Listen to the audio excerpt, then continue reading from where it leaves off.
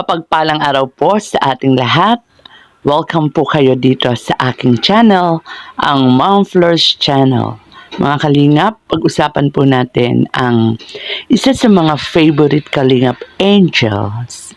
Ito po ay wala iba kundi si Dara. Ayan. Napansin lang natin dito kay Dara, no? Wala siyang pagbabago since day one na natagpuan siya ni Kalinga Prab doon sa kanyang munting bahay kubo sa bundok. Hanggang ngayon, na konkreto na yung kanyang bahay sa tulungan ng Kalingap.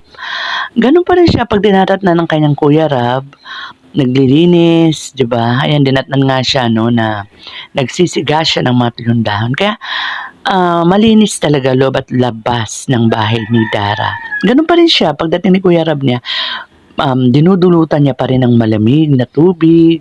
Ayan, nilulutuan ng merienda. Nakakatawa, di ba, si Dara?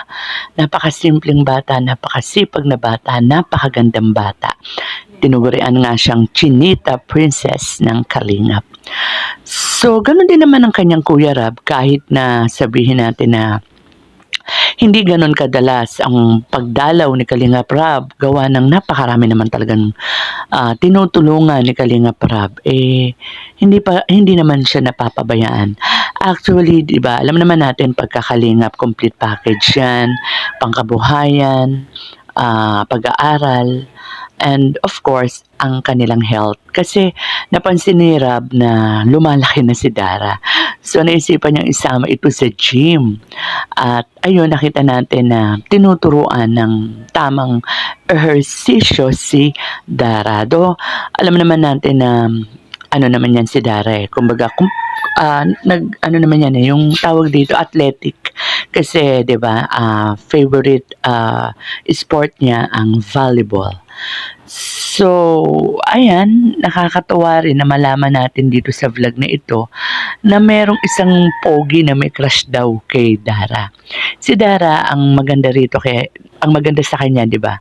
Kahit na sa mga Kalingap Angels, siya walang love team, pero nananatiling malakas si Dara, na kapag yan ang content ni Rab o yan ang subject ng vlog ni Rab, talagang malakas.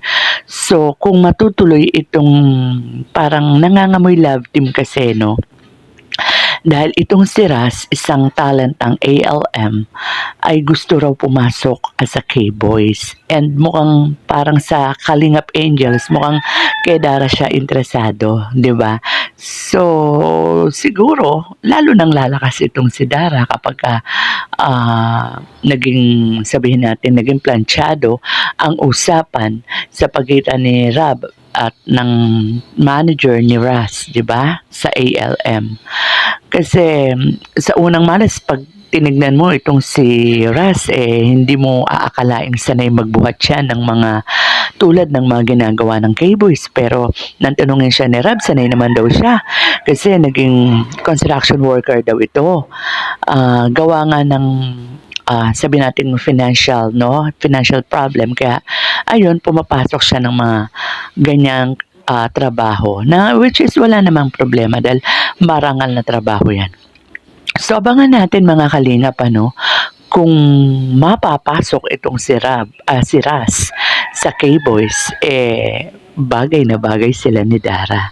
So hanggang dyan muna mga kalingap, abang-abang na lang po tayo sa magaganap kay Dara at sa kanyang magiging ka-love team. Question mark pa muna dahil hindi pa po sigurado.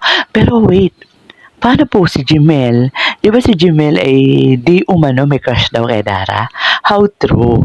So, babay po muna tayo. Ingat po tayong lahat and God bless.